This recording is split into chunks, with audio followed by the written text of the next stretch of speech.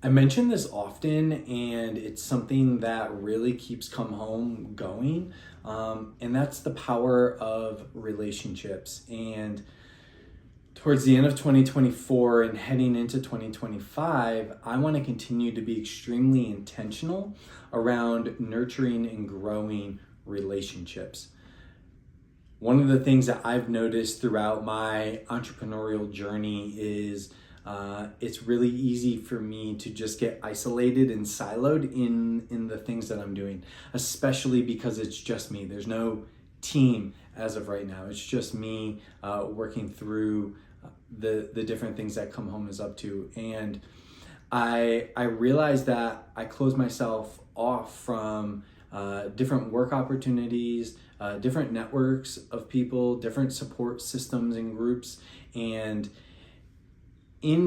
towards the end of 2024, I really was intentional about setting up time to connect with people, to learn about what they were doing, and figure out what support looked like for one another, whether that was figuring out ways to collaborate and do work, figuring out people to connect each other to. And I had so many incredible conversations and so much momentum coming from those that just continue to remind me the importance of these relationships. And I know it because I'll mention it, but I think one of the things I want to be able to go all in on in 2025 is to continue to lean into those relationships, to connect with people, to hear about the work that they're up to, highlight the work that they're up to, share the work Come Home is up to, and just figuring out ways to come together.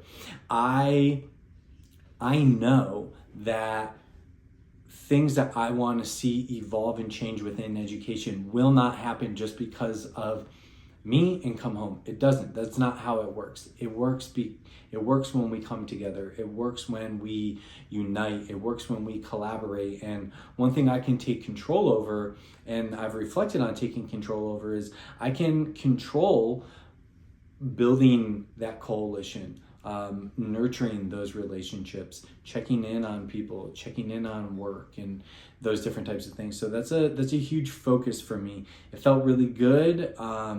It also gave me just some great opportunities to continue to refine and talk about the work that Come Home is up to. It feels like I've been doing it for so long, but in the grand scheme of these conversations, in the grand scheme of work, Come Home is such a baby. So that's been fun to lean into, and I'm just excited to continue those conversations, to build on those relationships, and to grow and nurture new ones heading into 2025 with extreme intention. So that's a very, very big focal point for me heading into this new year.